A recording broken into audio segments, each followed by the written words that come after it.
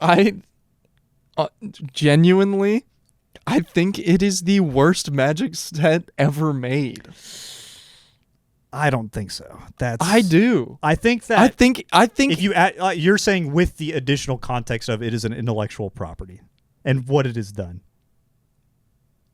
I think mechanically and card quality wise, it is as bad as a Homelands or a Fallen Empires. No, legitimately, I think it's that bad. I don't think it's that bad. Don't waste my motherfucking time!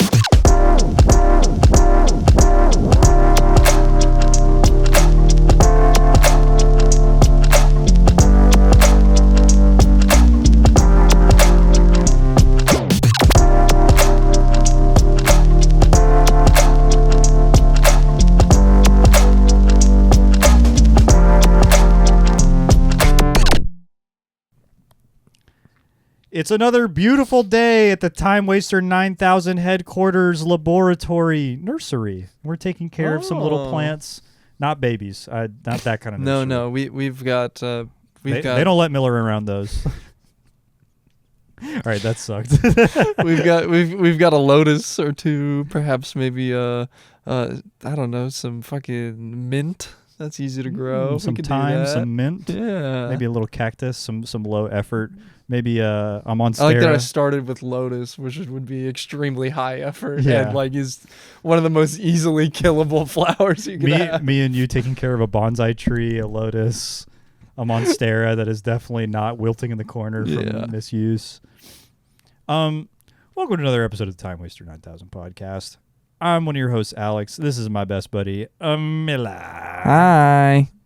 And today, we're a little late to the party. A couple weeks into the year, the new year, new us.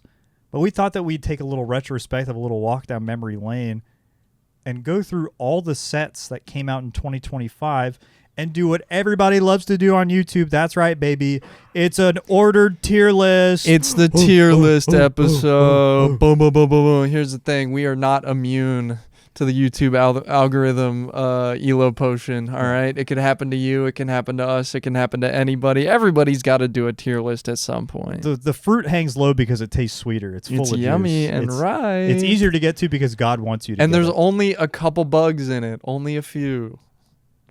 So today, before we go into eating some bugs, I do have a bit prepared for my dear friend Miller. Before the bit, salute to the troops. All rise.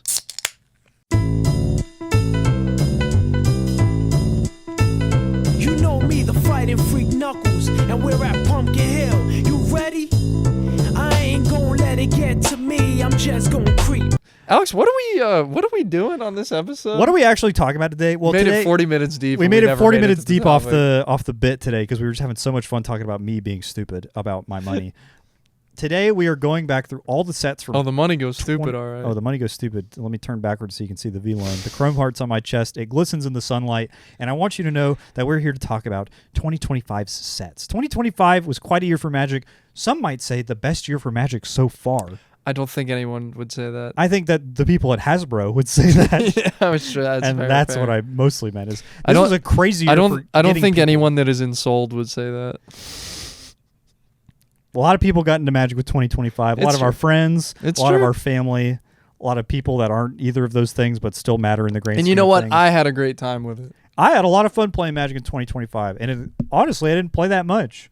What I did play, I did like. Because you don't be playing games. I just don't be playing games like that. You get a job, and all of a sudden they schedule in all the game days. So today, I thought that me and Miller might go through all the sets in 2025 and just rank them on a damn tier list, bro. It's just a tier list. Front to back, start at the first one, go all the way to the end. Just do a little retrospective of the whole year and just talk about what we liked, what we didn't like, what we hated, what we despised. Oh, yeah. And maybe what we love. And what we love, what brought a smile to our face. Oh, yeah. You're freaked out, bro. You're freaked out and horny. So first up. Innistrad Remastered. This was a little sleeper set, honestly. Innistrad's incredibly popular in the grand scheme of things. People really love OG Innistrad. It's a fun draft format, from what I understand. A lot of iconic cards. Liliana of the Veil, Snapcaster Mage, I think Past in Flames. Delver. Delver of Secrets. A lot of all-stars. The Huntmaster of the Fells? I will say, calling this a sleeper set is a great way to describe it because we were talking about this before the podcast. I did not know that they released this in paper. Yeah, Miller was convinced this was a digital-only joint. I just joint. 1,000% was like, oh yeah, they've like put that on Arena. Yeah, Miller thought I put an alchemy set in the lineup. And I was just like, what does the pack look like? Like I was like, I think it's red. I don't think I've ever physically seen this one. So me and Miller, not to hate on it, this one went by me. One thing you got to know about us, we don't really be cracking packs. It's just as much as the podcast may have led you to believe, we do not be cracking packs. We draft every once in a while. We love to draft. We love to cube draft. But there's no foil. There's no aluminum foil around all my cards. And when I do that, the pack up, dude. One time, this is a bit of a tangent. When I worked at my old game store, there was a guy who used to come in all the time, and I don't know what his name was, and I don't know anything about him, but I knew that I hated him because what he would do is he would come in for our D&D days, and he would buy a box, and he would put the box up on the table, and he would clap all of his packs open. So I don't know if you understand at home how that works, but he would take the pack flat against his palm and clap as hard as he could, and it would open the pack through sheer force. Like it would split the seal by him clapping. Like if you took a glove and like, and then boom. Yes. Yeah. Okay. And he would do that for a 36-pack booster box. I get it doing it once. No, he would do the whole box like that. Doing the whole box that way is insane. And when you work at a local game store, a small fledgling local game store like the one that I worked at, you kind of have to treat everybody like they're God's gift to earth. It's true. Because you want them to come back and buy another 36-pack booster box. Every person has to be your favorite regular, otherwise the store goes under. Yeah. Basically, the only people we didn't invite back to the store was one time a lady smoked crack in the bathroom. Beast. And then another time a guy shit so bad he covered the walls with it, basically. Less beast. And I think both those guys were asked to never come back. Honestly, now that I'm thinking about it, I think both of those were the same lady. Which incident do you think did it in? Oh, one time, no, it was one time a lady did drugs in the bathroom and shat all over the walls, and then another time a guy smoked a cigarette in the bathroom. That's what it was. So the crack smoking, diarrhea exploding lady is of equal disdain as the guy that smoked a cigarette. To show you what the upper limit was. That's what you would have to do for us to be like, please don't come back. So pack opening guy is clapping his packs open every time he comes to play D&D at our store, and we're like, yes sir, please come back and do it again. But I'm in the back like sorting cards, and I'm like, oh my god, I'm about to light a stick of dynamite. Trying to sort cards and just genuinely, yes, I'm getting jump scared. I am like flinching like he is like cracking his belt. It was scary, man. It was not good. So yeah, that's what I was thinking of when I looked at Innistrad Remastered. So I was thinking about the guy who clapped all of his packs open because he was cracking some fucking packs. When you gotta, I'm gonna figure crack some packs and maybe even flip it or rip it, man. Yeah. Oh, dude. Okay. Last tangent, and then we actually have to get back to it. I've watched a friend of mine flip it or rip it on a godless shrine. Ugh. Clean in half, turns it over, and he goes, damn, and then sleeved it up. By Odin's beard, this shall be mine. Yeah, it was just like, I don't give a fuck. It's my card. Yeah, I paid for it. Yeah. Like, who's gonna tell me I can't play it? Yeah. So Innistrad Remastered, it's a throwback set to a lot of. It's like an amalgamation of every Innistrad set that we've done. It's the highlight reel. It's the highlight reel. So we've got OG Innistrad Dark Ascension, Avacyn Restored. We've got Shadows over Innistrad Eldritch Moon, and then we've got Midnight Hunt and the other one, Crimson Vow. Yeah. And there's some bangers in the set. I'll say it. There's a lot of cards in here that I have some fond memories of and some not so fond memories of. Emrakul the Promised End. This might be my most losingest after casting card of all time, considering how good it is. Really funny thing for Emrakul. I remember playing at a Modern FNM on what is the one in Modern Through the Breach. Yep. Playing against Through the Breach. My deck does not beat that even a little bit. And I'm still in the I'm still in the phase of like I should like try and find a thing I can do about this. Sideboard cards, yeah. Or even main board. Like if it's playable. Let's try, yeah. And like I have just finished getting my shit kicked in by Through the Breach. And I'm like, and then the game store owner comes around and everybody that entered, he was like, here's a pack. Just like, fun promo pack. There you go. Just like whatever fucking bullshit. And in mine, I opened Settle the Wreckage. That is where that came from. And I looked at the card and I was like, that would work. And then I started playing it, and the next time that I played the Through the Breach guy, and we're going to play, I've got the Settle in my hand. Get him. See you later, Emrakul. I'm like, yes, bro. Next turn happens again, I die. And I was like, all right. So he's doing the other Emrakul, right? He's doing Aeon's Torn. Oh, probably. That one's even worse with Settle the Wreckage because the attack trigger of the Annihilator is an attack trigger. So for him to get settled, you have to be like, I am putting 5 lands in the graveyard.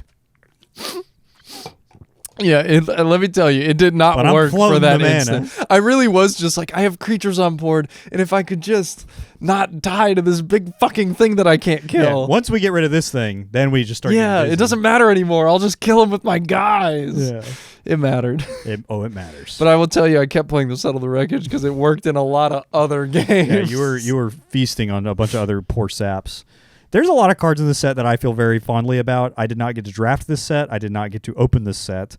But it did reprint a lot of stuff that was very expensive and bring down the price a lot. Gristlebrand, for those who didn't know, probably one of the best reanimator targets of all time for quad black. Oh, yeah. 7/7 flying lifelink, pay 7 life, draw 7 cards. Legendary creature, a demon. This is a goat. If you don't know him, get to know him because he's Big Dig Daddy. He says win the game. He says win the game on him. They did actually just print win the game on a legendary creature. Yeah. And they've done it again since then, but this was the OG. You put him into play, and it's really, this was like, if you put this into play and you didn't win the game, it's your fault. Yeah, it's not Gristlebrand's fault. You fucked up somewhere. He took it to the rim, and he tried to finish, and you just couldn't give him the look. This card used to be like $20 because it was like the reanimator target. And after this set, it's like $2. So that's awesome. When that gets to happen, you have gone beast mode, I'm afraid. WotC, you have gone beast mode. Gravecrawler got really cheap from this set. Meathook Massacre got slightly cheaper from this set. Ever so slightly. That one's hard to tell. It would dip a little. It's the same one with the greatest goth shorty to ever do it, Avacyn, Angel of Hope. All my shit indestructible card. Yeah. They can try their best, but that one's not moving too much. Yeah, that one is, to steal a Yu-Gi-Oh term, that one's paying the waifu tax forever. Mm-hmm. Just like there's nothing you can Pretty do about girl that. on it, and it says a commander word. Dunzo. Yeah, it's over. Legitimately, 1, 2, 3, 4, 5, 6, 7 printings. Insane. It's never gonna go below $20. It's like, which is crazy because Gitrog Monster, which I think arguably has more commander words on it, got reprinted in this set. It's like $1 now. Yeah. Just crazy. Also, shout out Balefire Dragon. Ooh. This is a great set for big stupid Timmy cards. Oh yeah, dude. Innistrad, they knew what they were trying to do. Yeah. And it reprinted the fucking slow lands that enters tapped unless you control 2 or more. A lot of these were kind of like low-key $10 cards. A lot of them are like $1 now. And I don't mean to make this just the MTG Finance episode where all I do is talk about card prices or whatever. Money. But this set was it did a lot for reprints that I think was really dope. Card I really like from the set that I don't think anybody ever talks about ever. Chalice of Life. This is one of the first cards I ever bought a really long time ago for like some terrible life gain deck. Oh, this is like a brew. I don't know why I'm asking. Yes, this is a brew. Yeah. All right, so nobody ever knows what any part of this card does. Chalice of Life, 3 mana. Artifact. Tap it. Game 1 life. Cool. Then if you have at least 10 life more than your starting life total, transform this artifact. Flip it over. Oop. And you Chalice flip it over and it says start killing this guy right now. Target player loses 5 life. It is just tap it 5 every turn. So we're not like lava axing them or anything, right? Or we're not like, sorry, we are lava axing them, but we're not, I was like, we're definitely lava axing. You're not getting busy with like Voltaic Key or nothing. Right? No. You're sitting there and grinding it out. This is our win condition. Yes, this is how you win. This card is so funny to me because it does do. Nobody ever knows what the back of it does. Yeah, they're like, yeah, sure, man. Gain what you gain. Oh, and then it flips over and it's probably like an angel or something. Yeah, It's it'll like, probably be like a 3/3. No, dude, this is killing you. This is a machine gun. This is the shit that killed Dumbledore. Yeah. Oh, you wonder why I've been saving 4 rounds in a row? It's because I'm buying the fucking Negev. And I'm painting the walls, bro.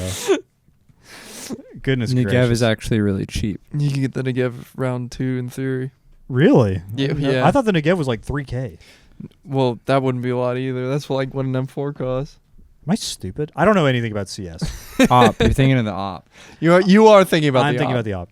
But I will say... The other machine gun, the big stupid one, the M249, that one is like 6. The pointless one that doesn't do anything? Yeah, that does fuck all.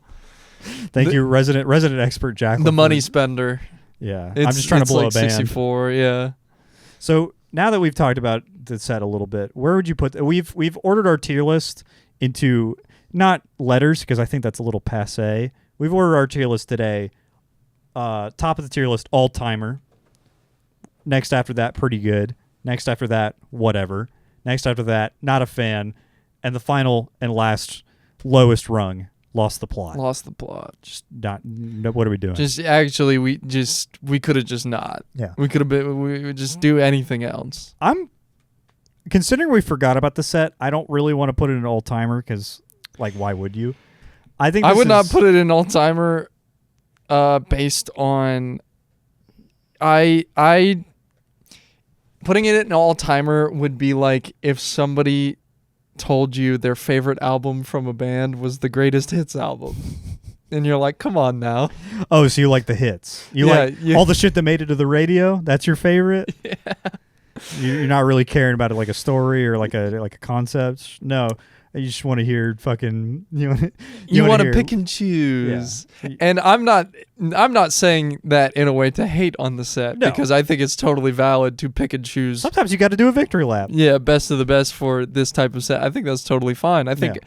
I'm not even hating on greatest hits albums. What I would hate on if somebody told me that was their favorite. That was their favorite set from I'm the whole like, year. all It's the right. greatest hits. So you're a bum. I'll call it how I see it. This set also does something that I'm not a huge fan of, and a lot of sets have been doing this recently, is look, we put it in an old border. Isn't that cool? Because it's trying to catch, they're casting a wide net trying to catch every boomer that they can. And the old border does look nice. Don't get me wrong. Old border Snapcaster Mage. Whoa, I'm pointing at the fucking screen and I'm soy facing. But, like, how many times can we go back to the well before this stops being interesting or fun? I do agree.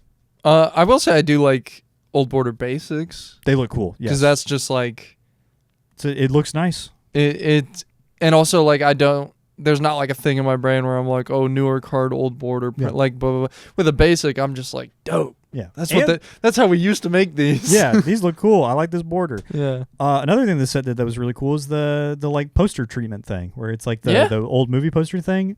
I'm not a huge old horror movie guy, just because it doesn't really intersect with my taste, but I could appreciate the pulpy side of it, and I think it's cool. As unreadable as the cards are, they do look interesting. Yeah, they are not readable even a little bit. Yeah, just looking at it on the board, I have no idea what that does. Sorry. I listen, you can show They're me all memory tests for sure. You have to tell me what that is, and you also have to tell me what it does. Yeah. That's not great sometimes. I think this is fine to go probably at the bottom of pretty good. Yeah. Yeah, I'm with that. It does enough that I'm like, cool, that I wouldn't want to put in whatever. Yeah, like to me there's just no like glaring negatives to this set. Yeah. In my eyes. I'm not like, oh my god, bro. Yeah. Nothing that I'm rolling my eyes at for sure. There's some Yeah. stuff that I'm like, but that's about it. So yeah, that's Innistrad Remastered. Next up, chronological order. Our friend Oliver has some strong words to say about this. Folks, the first couple episodes. We have Oliver's favorite set of all time. That's right. Vroom vroom, start your engines, Rev folks. up those engines. Aether Drift, the race car set. You can already kind of tell. This is the set for all of our favorite racists. I will say this is my first new set after coming back to Magic after 4 years, and it was It's a little jarring. Huge letdown. It's also And maybe this is like a little kind of like cynical of me. In a world where we are getting a lot of Universes Beyond sets, like a lot, like 2 to 3, Too many even. more than regular sets. It is right. A lot is riding on your back as a main IP set. It's true. When you are the only time I'm going to see a picture of a guy that's actually in the world of Magic, and you're riding a like a stock car. The card better fucking suck my dick. Like that's all I'm gonna say. So here are my problems. Like, I don't necessarily hate the vehicles and mounts and race idea of this set. Yes, I think it's a cool concept. I think there's a world where you can make that concept work. Maybe it needs to be a little more Mad Max. Maybe a little more grounded in fantasy, perhaps. Maybe we're doing some silly Hearthstone shit with it.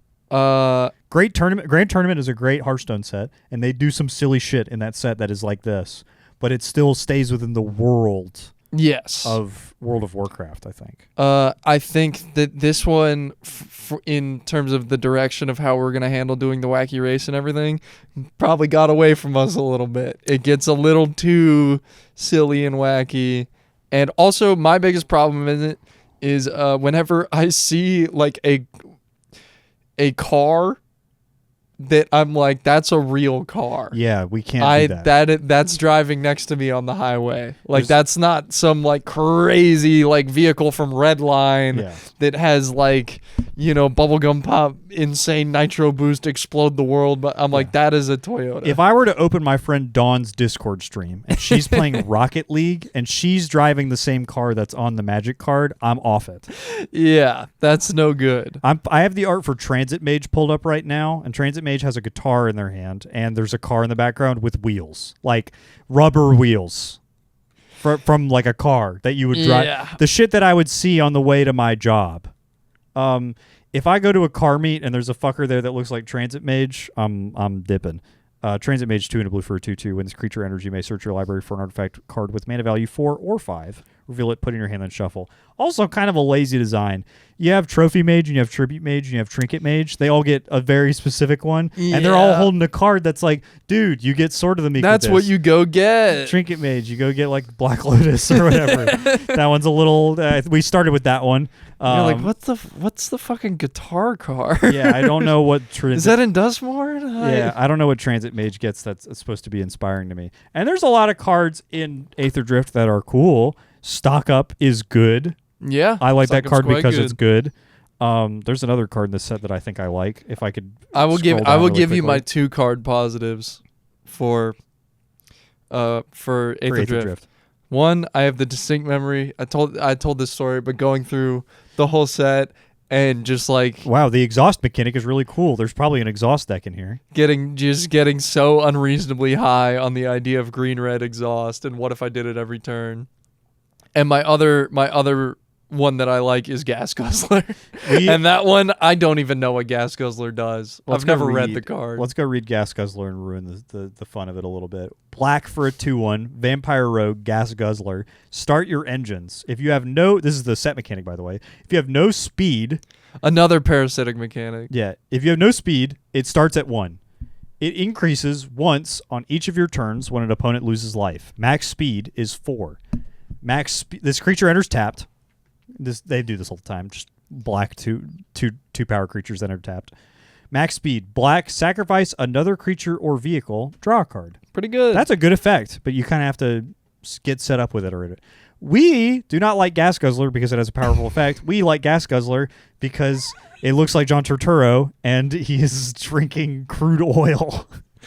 I love Gas Guzzler because of a video I saw a very long time ago, and I basically show it to anyone that has never seen it before, and not many people have. And I forget, what the fuck is the program called? It's some AI. It's like an old. Like this is back when you would like make these in school. It gives you like a predetermined like 3D character, a critter. a critter that goes through a set of actions, and you record a voiceover on You top set of the it. background. Yeah, And and the character lip syncs to what you say. And it is just this girl in a mildly suggestive witch costume rolling around like a cat on a table and just going, I can't stop drinking crude oil. You know, the This black black stuff, stuff it comes in barrels, and it is one of my favorite videos of all time. You can tell that me and Miller have seen this a lot because of how quickly we were ready to talk about it. And that is basically the only reason I like Gas Guzzler. You know what? I'll go one step further for this set because I basically don't have anything else positive to say about it. I like the Gear Hulks. Oh, the Gear Hulks are dope. The Gear Hulks are really cool. And you know what? I'll throw one more up there. I like the Verges. The Verges are also dope. Yeah, finish a cycle. That's Yeah. dope. I love when we do that. Verges are good. Gear Hulk's good. I love Gas Guzzler. This set fucking blows. I think, yeah, basically every card that I like about this set is like a very separate from the rest of the set kind of thing. I like Market Back Walker because it's Hangerback Walker, but it draws cards. Yeah. That's dope.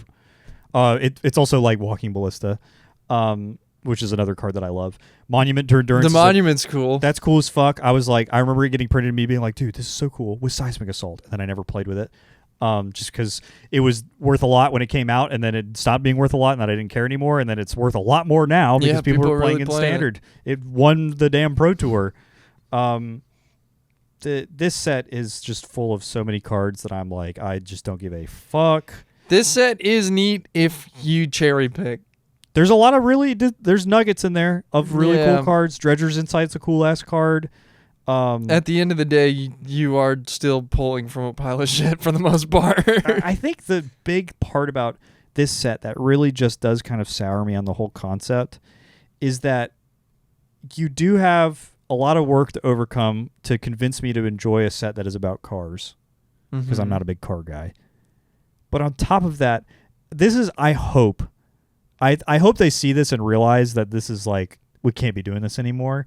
I hope this is the last Avengers set where the stars are all here, where it's just every single fucker from every single plane is And in we'll this all set. put them in one place. Yeah, Loot's here, and then every person you've ever met is here, and then all the planeswalkers are here, and every legendary creature from every set that's ever been printed is here, and it's just I think they all have a card and they all do the set mechanic. It's nauseating. We just can't keep doing this anymore. It plays bad to my sensibilities as a Magic player. You make a lot of legendary creatures that nobody wants to build commander decks around, and then on top of that, it probably makes the limited environment way harder to balance because there's just so many fucking legends around. It sucks, man. It's just not good.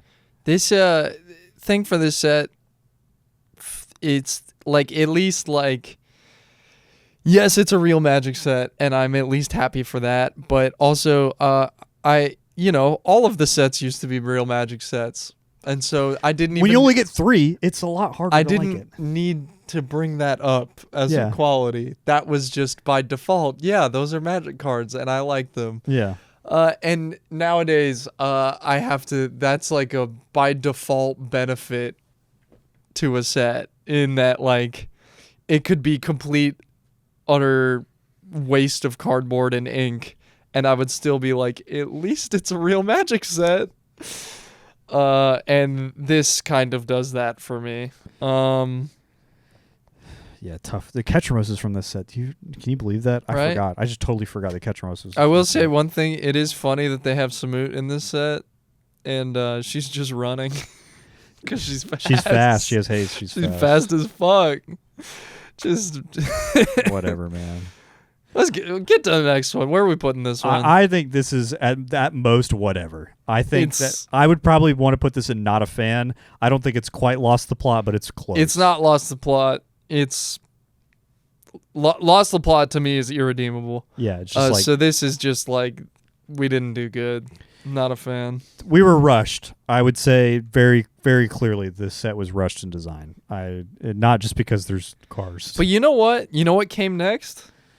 A pretty A banger. Tarkir Dragonstorm. I love this set. This set's cool as fuck. I think they knocked it out of the goddamn park with this one. I wouldn't go that far. but- Just got mad at. I like this one. Fuck you. I'm not saying you're wrong. Listen, we get so few of these now, and there's a lot of really cool mechanics in the set. I'm not saying the set is bad at all. I think the set's full of lots of cards that I've wanted to play with and try out, and cards that I have gotten to play with and try out that are really cool. Winter Night Stories. That card's fucking awesome. Yeah. That card's super cool. All the set mechanics from the set are really dope. There's lots of like aspirational build-arounds, like fucking Sib-Sig ceremony and shit like that. Sidisi is pod from your graveyard. Right. That's cool as fuck. Hell yeah. Do that more. Corey Steelcutter got banned as fucking standard because it was way too good. That's dope. I love when we do stuff like that. I like when a card is just like a little too good on rate. That's fine. That's totally dope. We could be doing more of that when it's not just like it does way too much shit all Does the time. literally everything. Yeah, this one it's just like This is probably a little one of too these efficient. This number was probably one too many, or we maybe should have made this cost like one more. That's fine. I like when we do that. If that's the problems we're having in standard, hell yeah. Crater of Behemoth in this set, kind of random, but cool that we reprinted it. Just That's a card that more people need to play with. Nature's Rhythm's a dope ass card. I've been playing some amount of Penny Dreadful recently. You know what this is? I do know Penny Dreadful. Penny Dreadful, for those not topped in, is a Moto-only format, a Magic Online-only format, where every card in your deck is locked to a specific time frame. They check to see if a card is worth a cent on Magic Online. And if it is, it's legal for as long as this set is around. And then when a new set comes out, they check again. And there's a lot of cards that you get to play with in that format that you don't get to play basically anywhere else. Unfortunately, the cards that are really good to play with right now, before Lorwyn comes out, is Nadu. Nadu is really good in this format, and Nature's Rhythm is a kill on turn 3 in this format. Yeah. There's like a sequence That'll of cards do you it. can have where you Nature's Rhythm and the game is over. That's kind of cool that's like a thing that you get to do in a format like that. And it's cool when cards like that get to stretch the outer limits of like very specific card pools. Nature's Rhythm, I think, is seeing a little bit of play in standard maybe, but otherwise it's like that. I don't see that card anywhere else, and it's cool that card gets to do stuff. And there's a lot of really cool 3-color cards in the set also that are really, really dope.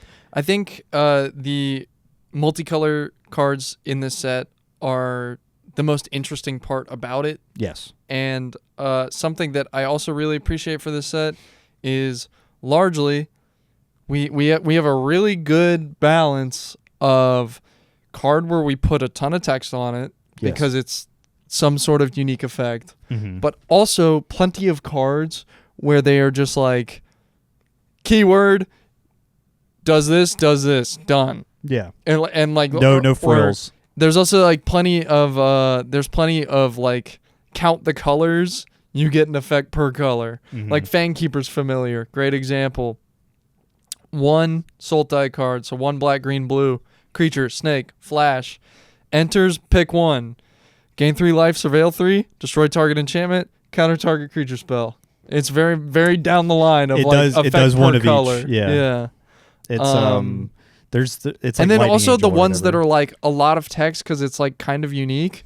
Not that hard to parse. Like, most of them are one-time readers. Yeah, where you're Jeskai like, Revelation is a lot of words, but it does 4 things, and you're like, oh, all of these are good. That's all you really need to know about this one. I'm dead. That's what Jeskai Revelation says. And also for a set, going back to Tarkir, we could get very in the weeds on like reference stuff and whatever. Thank God we didn't do that. Doesn't really. You've got like Skirmish Rhino, and that's like the only like roll my eyes one of the whole set. that's like pretty much it. Yeah. Yeah, and it's like, and I don't even necessarily hate it. Yeah, I'm just like, all right. and even when there is reference stuff in this, it's not necessarily exactly Tarkir reference stuff. Like Songcrafter Mage is like, oh, it's Snapcaster Mage, but it has the set mechanic. I think Harmonize is a really great set mechanic. It's too. cool. It's I did neat. find out really recently that it's just one creature. Like you don't get to tap a lot of them. It does read as if it would be Convoke. It does read like Convoke, but it is just one. You get to pick one. I don't know. Yeah, it's a really cool set. I like this set. I think it's really decent. and it's got a Mox in it. It does have a Mox. Yeah, there's a Mox. A completely unplayable Mox. I work at a card store, and there are a lot of times where the customers who are very not familiar with Magic but are familiar with a lot of other card games, they ask me questions like, how is this card good? And I usually am like, yes, because it does X, Y, and Z. So like Mox Amber, they've asked me, is Mox Amber good? I'm like, yes, it's playable in a lot of formats. It has a restriction, but it has its use cases, and that's Yeah. why it's really good. And it's cost 0, so it's tough to have it not be insane. And it makes mana. And Mox Jasper came out, and they were like, "Oh, so this one's going to be good, right?" And I was like, "Probably not. Maybe." Could. There's One a day. world that it's the same thing as Mox Tantalite. Nobody's done anything yet. Yeah. I haven't seen anything to prove to me that this card does anything crazy yet. But there's enough going on with this card where I go, that has words on it that a card that is $1,000 says. It's true. Maybe. Maybe. It could happen. At some point, something happens. The game is going to keep going. Yeah. You can't just in a vacuum say no. 0 mana, Yeah, add 1 mana. of I any won't color. tell you never. I won't tell you never. But right now, not really. Mm-mm. But the card's still $10.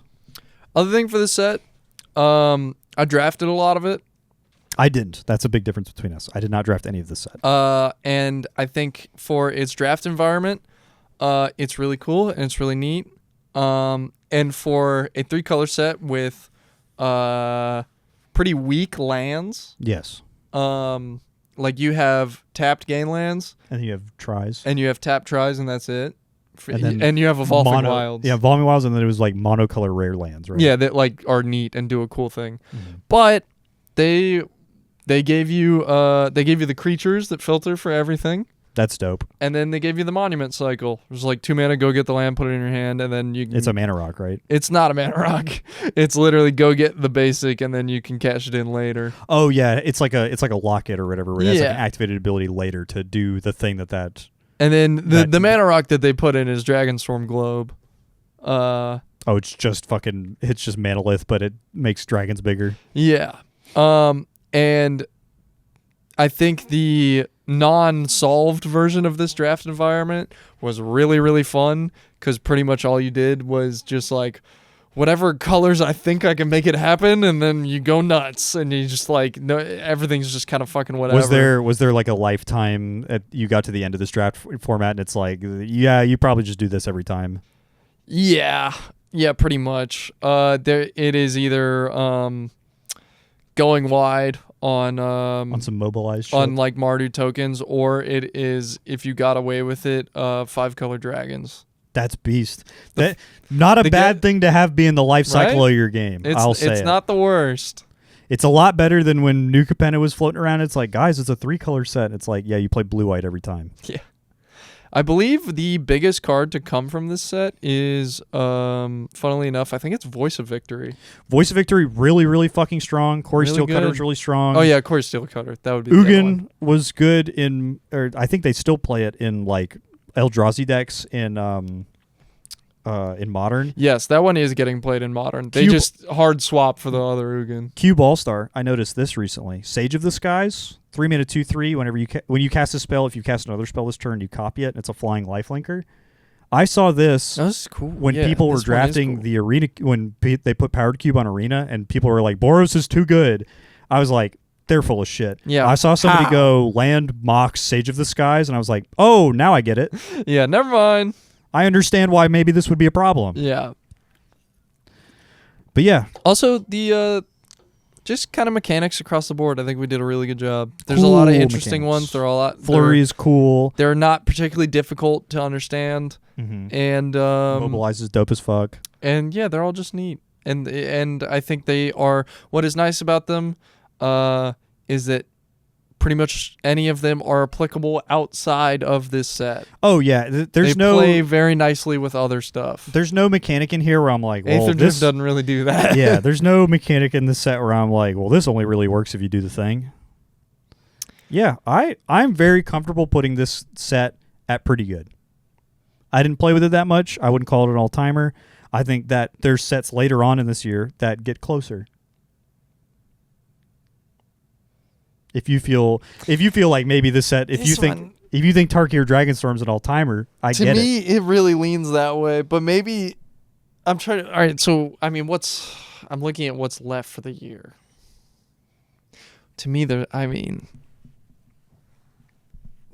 only one set that I would put higher.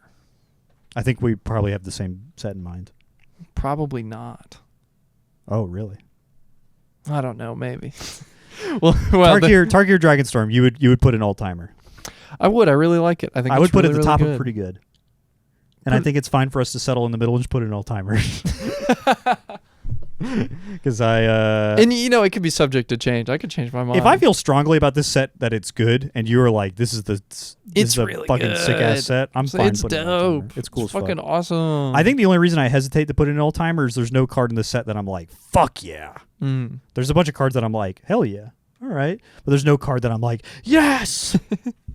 Taking my shirt off and fucking doing what I would do for Goku. Yeah, exactly. And you know what? Speaking of Goku, the next set on the horizon is not from Dragon Ball Z, but another tie-in set. And honestly, I felt kind of mixed about this until I let it sit for a while. Final Fantasy. Now, granted, I have started playing Final Fantasy VII like last month. And that's my only interaction with Final Fantasy ever, period. Yeah. You have interacted with it more than I have. I've played an amount of Final Fantasy 14. I've played a little bit of Tactics. Tactics is cool. I have also played played a little bit of 7. I've never played any Final Fantasy game, but coming back to Magic after a little break, it's been a blast. I like the Final Fantasy set a lot. And that's what I was going to say. I think this set is really fucking cool. I know that it's pictures of guys that aren't from the game on the thing, but as far as mechanically unique intellectual property that you could put on top of Magic cards, I think it fits a lot better than these other ones do. If we're going to pick between picture of Leonardo from Teenage Mutant Ninja Turtle and I think in terms of properties you could pick, yeah, it's a good choice. I think a Chocobo looks a lot better in a frame than a pizza does. Yeah. And they didn't get too crazy. They got a little crazy. Instant ramen is towing the line. I get that it makes sense within the world, and there's a couple things where I'm like, damn, that is fucking Cloud Strife from Final Fantasy. That looks weird. But a lot of this stuff looks pretty cool. I don't know, like fucking the Vivi and all the black mages. They look cool as fuck on the Magic cards. I'll say it. They look like they fit. Now, I'm not going to say... There's plenty of stuff that looks like it... If you had no idea what Final Fantasy stuff was, and it was... If this was just your first time seeing both, you'd be like, damn. You'd be like, that makes sense. Yeah. There's a lot of stuff that looks a little silly, though, I will say. There's some stuff that looks There was a lot of So- cards that made me feel that way, but I want to know what y'all think about... Do you know the card that's Rescue Mission? Yes, I do know Rescue Mission. Is it the white card? That was the card when I first saw it. I was like, oh, this is some shit from something else. That's what clued you in. Oh, Aerith Rescue Mission, yeah. So for this set, I engaged with this almost entirely through draft. Same. Yes, I drafted a lot of this set compared to other sets this year. And basically, I was only drafting it because either my friend would go live on Discord or I would go live on Discord and Crank another one. and we would just start farming it. And I will tell you from my viewpoint, mechanically, I do not find this set to be very interesting. I do not find a lot of the mechanics to be very interesting.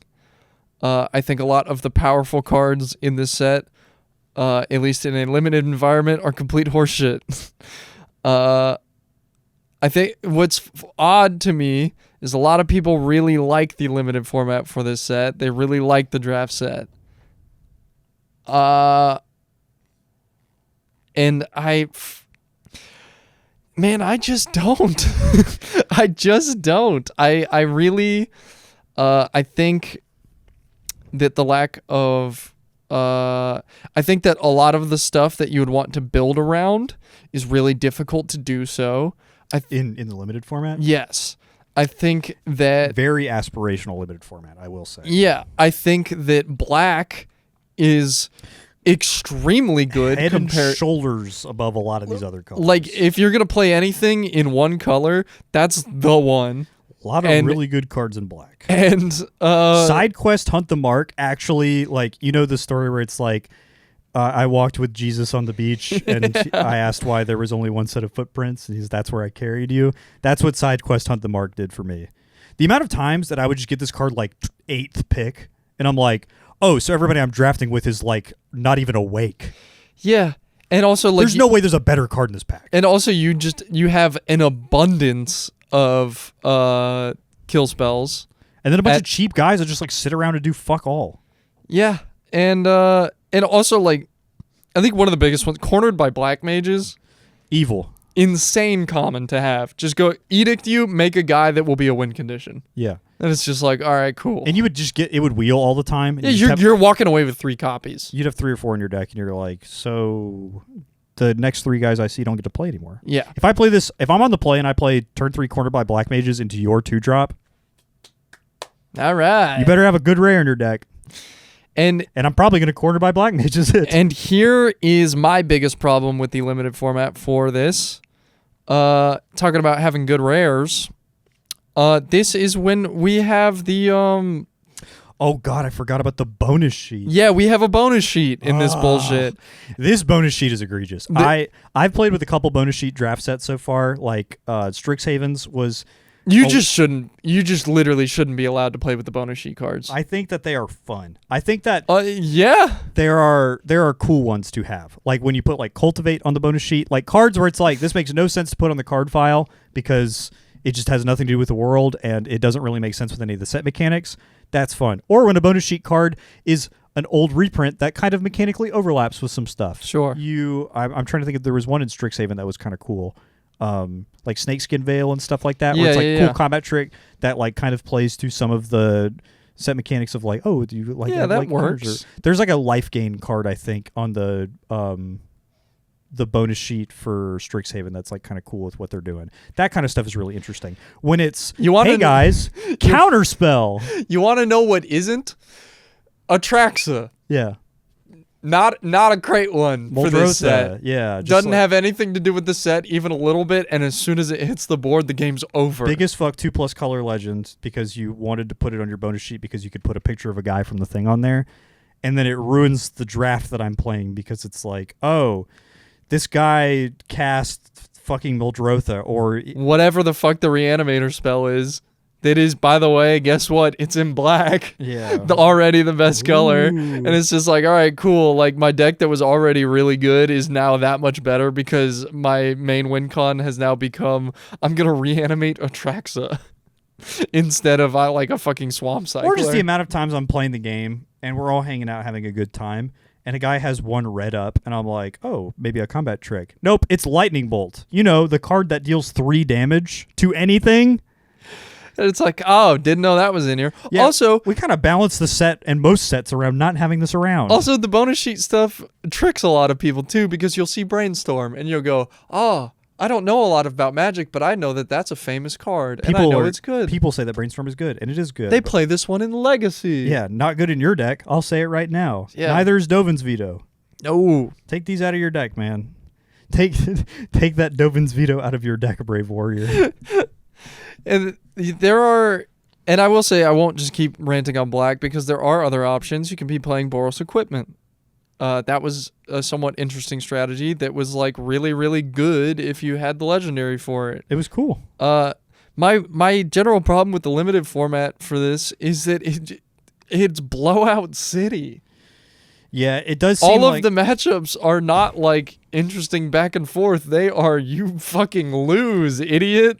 It did seem like, and maybe the reason that I kind of like the limited format is I enjoy games like that because when you lose, you're like, oh, it's over. All right, we just wrap it up and go to the next one. And when you win, you're like, dude, I fucking dog walked that burger. That was awesome. I killed all of his guys and he had no chance, and I played an uncommon and it killed him. But it is kind of nauseating after a while, and if you're playing this for any amount of stakes, that sucks to just die to the swingiest rares you've ever seen in your entire life. Or just some random bullshit off the bonus sheet that you could not have played around. Yeah, just evil cards that are... And it's cool when it's like Deadly Dispute. That's a cool card on your bonus sheet because it's It's fun. Works with anything. It synergizes with your sacrifice stuff, like the black-white guy. That's like when you sack a thing, put a counter on him. And there's a lot of cards that care about sacrifice matters stuff. That's cool. You have a bunch of random treasure tokens floating around because a lot of stuff cares about treasure tokens. And then there's like some random artifacts that'll just get made every once in a while. You sacrifice your little O1s that you make or your hero tokens. That's cool. But yeah, I really don't want to fucking see my opponent cast Urza, Lord High Artificer, and then I have to fucking deal with his big stupid construct for the rest of the game. My last one for kind of the limited stuff, because that's not everything that you can measure a set by. I think the Living the Dream one to have here is the Wandering Minstrel. This is the one where you have all the towns and right. Yeah. Not very cool for Living the Dream. For 5-color Living the Dream, I got all the lands, and this is the payoff for it. And the payoff is pay 8 mana and 3 all 5 colors, and just juice my board for all the towns I have. Not super cool. I will say the actual Yay. 5-color town payoff that pisses me the fuck off is Balam Garden. This is a tapped blue-green land that no one in their entire fucking right mind would ever take. So it's a rare that you get to wheel in your deck where you're already just eating every land out of the pack anyways. And then you get to the end and you just What does it turn into? It turns into the thing that wins the game. Crew 1 5/4 flyer attack, draw a card. Oh, so I lose now? Awesome. And it may not look like you lose now, but you definitely lose now. It's not even the good type of lose now. It's Generally, when you achieve some sort of feat like this and pay all this mana and flip over a land, and it's like, oh my god! Yeah. And this this 12, one is 12 with trample and indestructible and lifelink and double strike. You get to concede because you're like, I can't beat this in a million years. And this one is like, just kills you pretty soon, and it's annoying and fucking sucks. Yeah, you're like, this one's just like, damn, that's good, and I'm losing. This guy played every color that was presented to him, and all of his mana is pretty decent for the rest of the game. And now he has Smuggler's Copter's big brother. Yeah.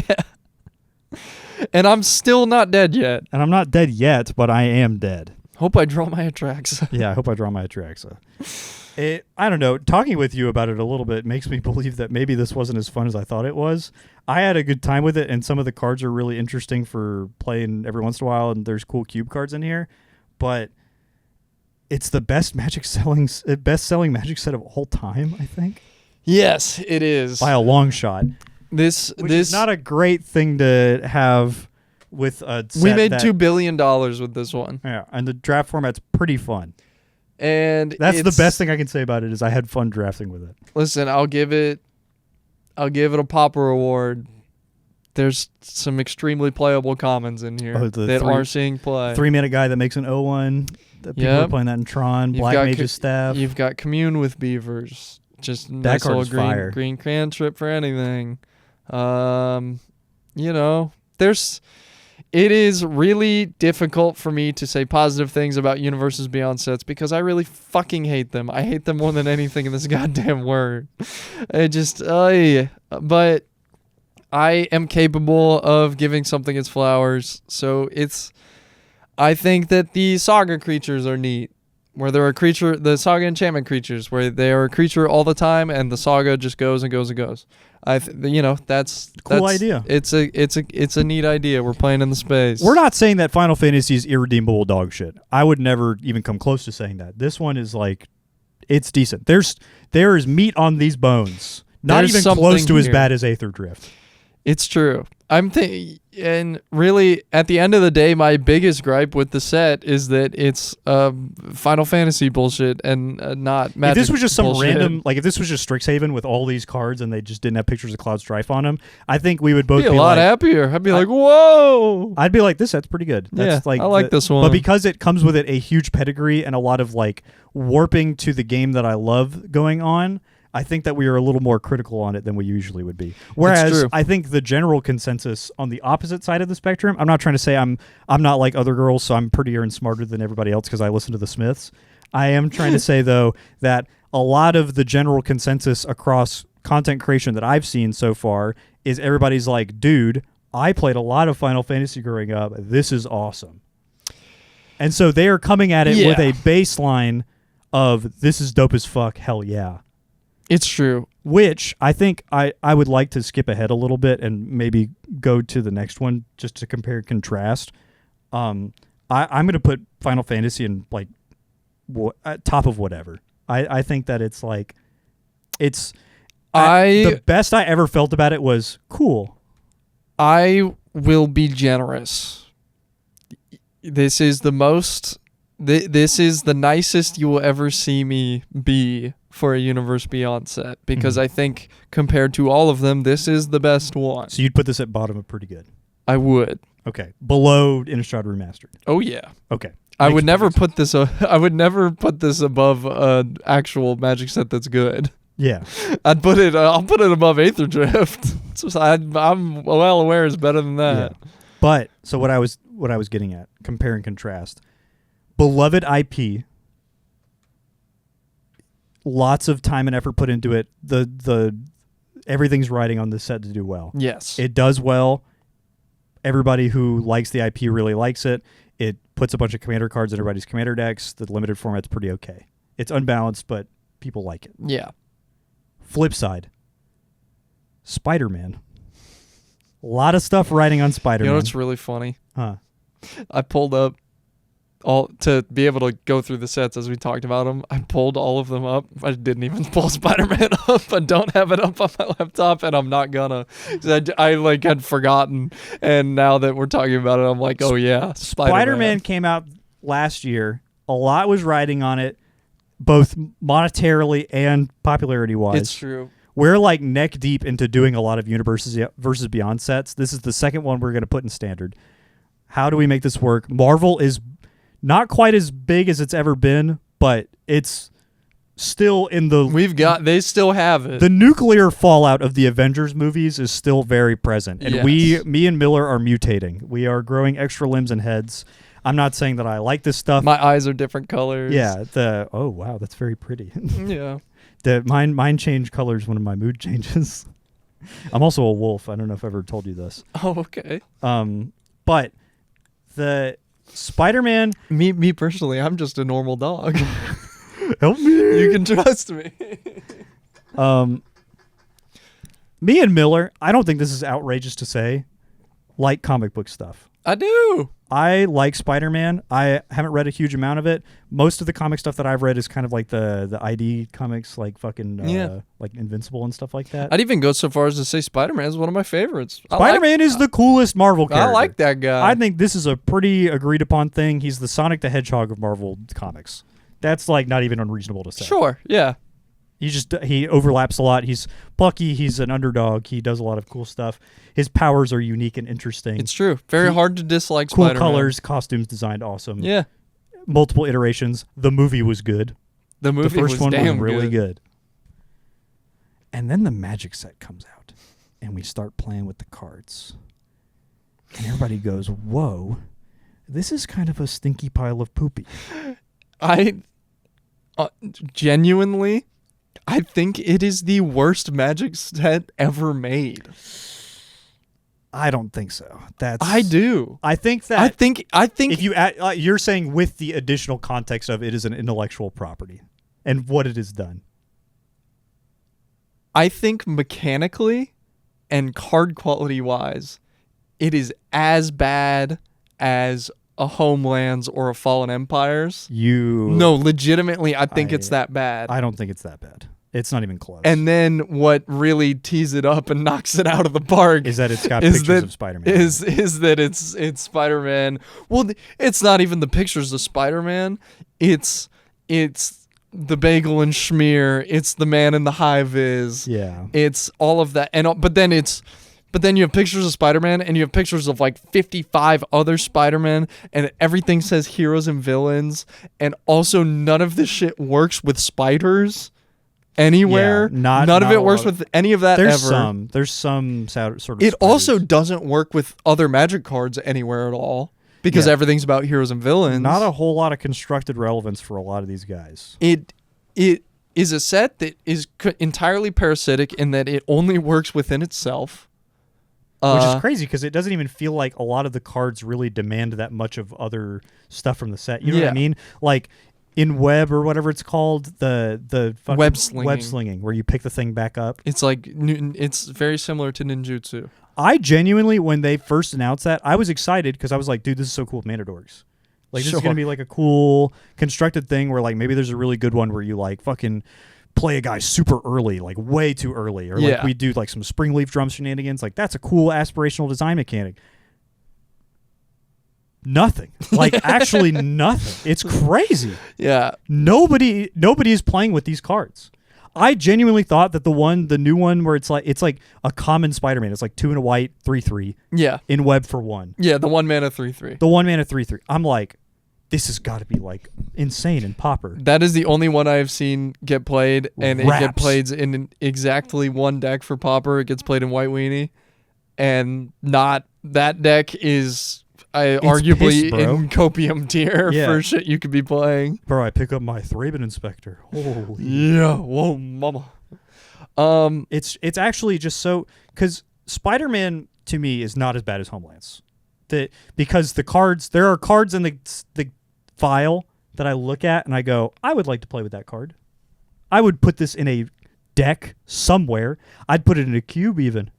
Hydro Man is cool. That's a cool card. I think that's interesting.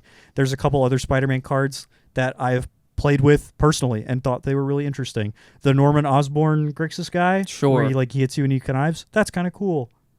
That makes all your shit have mayhem. Like, sure, it's kind of commander slop on the back half, but the front half is just like a guy that does stuff. I think that's cool. To me, this set, mechanically especially, it is one of the biggest examples for there's pretty much nothing here that I couldn't find elsewhere. Even if it is like literally mechanically unique, I'm still like, I could get close.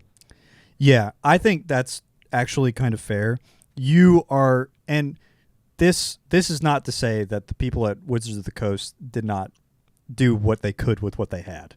These guys, from what I understand, they had like... This is about as close as it gets to development hell. Yeah, for a set. They were in nasty crunch for this. Because what you would think, especially coming off the back of Final Fantasy, is that it would be getting the same treatment.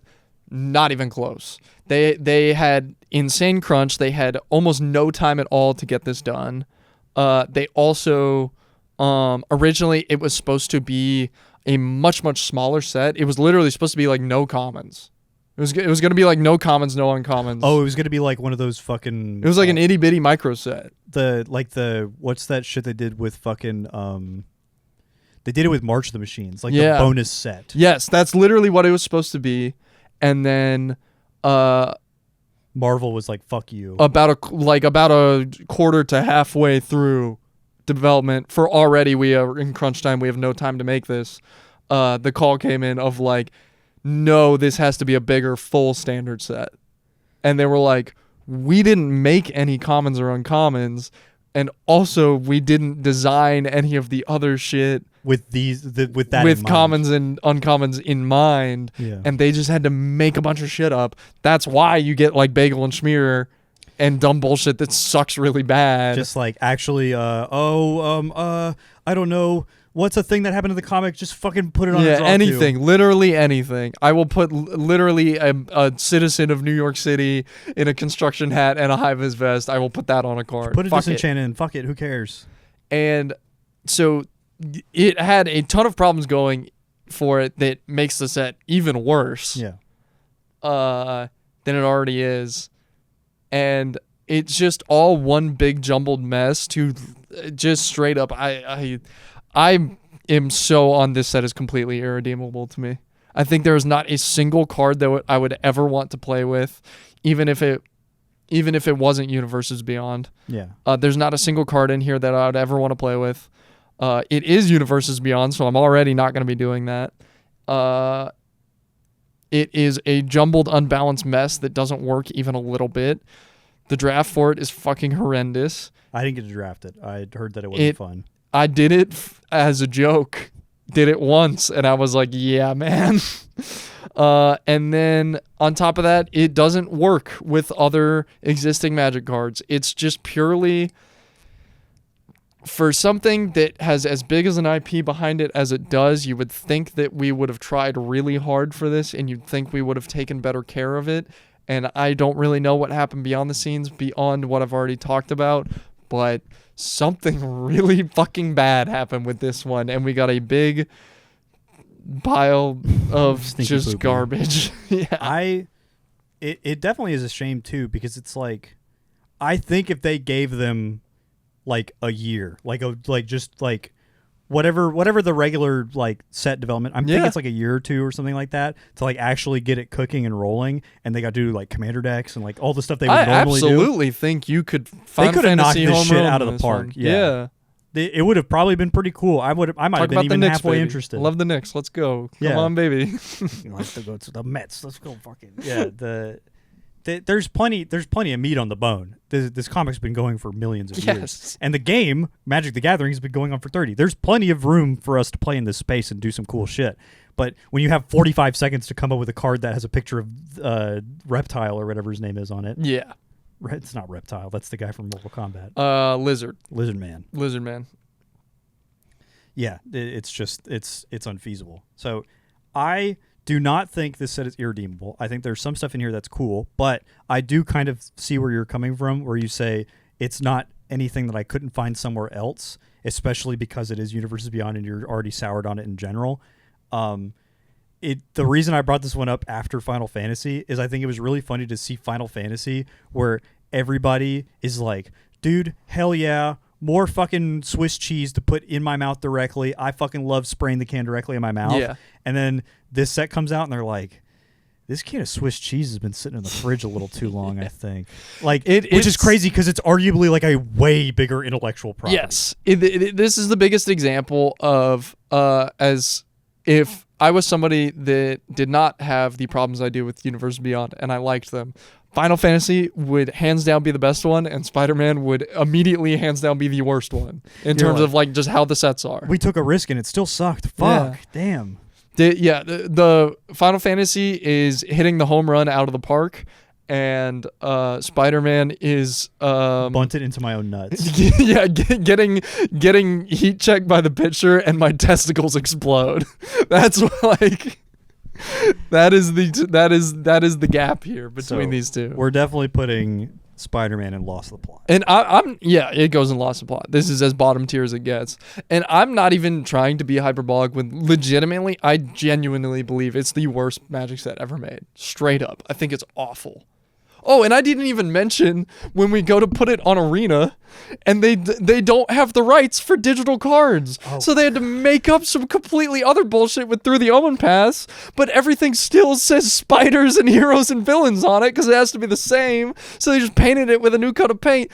Fuck this set. And fuck them. And fuck Universe Beyond, Just bro. a huge mess. It's so I'm not going to pretend like I know everything that happened behind the scenes because I don't. I actually know probably less than most people. Yeah. But it is so funny to be I'm not even blaming anybody. Yeah. Working on Just something got fucked up. Yeah. Somebody is the team is working on Spider-Man for this tiny micro set thing that you're talking about, right? Yeah. And then the call comes down from on high. We need to make it a full standard set. Uh-oh. Oh, okay. Guess we're in crunch time. And we're making these cards. And then suddenly some guy goes, just got the call back from Marvel. We're not allowed to put this on the computer. Just straight up no digital. Like, don't even try. Okay, so what do? We need you guys to make the same set twice. Yeah. The set that's already going to suck, we need you to do a whole... We need names and flavor text. The art department is actually really considering just ending it all immediately. You know how you got commissions for every single one of the art pieces for the entire set? Do it again, and this time it's in universe. Yeah. Convince a lady that has worked with us for several years to paint a picture of a warrior, and she has a pet spider. And we need it tomorrow. What a nightmare, man. I obviously am a little higher on this set than you are, but I am not a fan at all. Would you put it bottom 5 all time? All sets? time? No. No? I think that like the sets that are not fun to like. I think the sets that are boring and not fun to play are worse than this. Like Prophecy and stuff. Like Home. I think I would much rather do a draft of Spider-Man than a draft. Of I do Homelands. get what you mean, where you could at least be like, well, at least it's so bad, it's kind of funny, Yeah, or at least like it's so horrendous and that there's- it's a unique experience. I could look at 23 spells in a Spider-Man deck and be like, I'm kind of excited to cast some of these. I am not putting Wall of Kelp in my deck from Homelands and being like, let's go. I'm drafting Feast of the Unicorn. I'm drafting as many Wall of Kelps as come my way and going, I'm gonna win this bitch. Like, I'm so in it. How do you beat it? We should do a Homelands episode. Oh, 1,000%. It's on the way. We skipped around a little bit. The one that came immediately after Final Fantasy is, spoilers, my favorite set of the year. Me too. By a lot. Yeah. Edge of Eternities was really fucking We cooked. cool. This one's fucking good. And you can hear all the naysayers like Oliver who are like, I can't believe they put a spaceship on a magic card or whatever. Come on now. It's high fantasy. It's been planets the whole time. Yeah. It's been planets for a very long time, and we've had some stupider shit on the cards and main sets regardless. Absolutely. Even beyond the universe of Beyond. And I will say, as far as you know what I was scared of Edge of Eternities for? I was scared it was going to be a hat set. I was scared that coming off of Outlaws of Thunder Junction, yeah, this would have been really bad coming if it off was like of Aether Drift. if Marchesa was on any of these cards, wraps. I was really expecting it to be. Look, Jace has an astronaut helmet. I was thinking it was going to be. Oh, what if it's Marchesa in a Star Trek uniform? And I was like, hey. And then the set comes out, and they killed it, man. This is how you come up with unique and interesting ideas for a sci-fi setting and meld it to pre-existing concepts that you already have in Magic. The way that like what the white and black works with the light and shadow.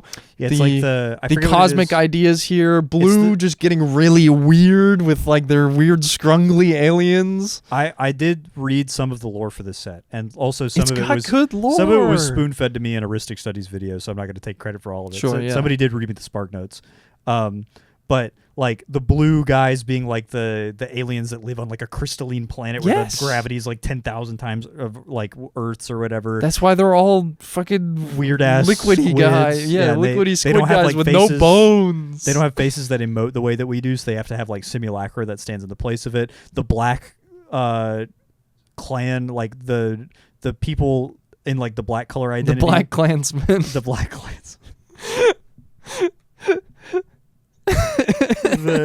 the black cards in the set, like their theme is they're like, we're like a religion that believes in like black holes are like the gateway to heaven. Yes. And like we have to like blow everything up so we can have as many gateways to heaven as possible. And then the white side of it is like we need to colonize all of space and prevent black holes from happening so that we can extend our reach into the far More reaches light. of the universe. Yeah, like And Manifest Destiny versus whatever the opposite of that is. I really like the idea behind the two of them too, is that it's like, don't get it twisted.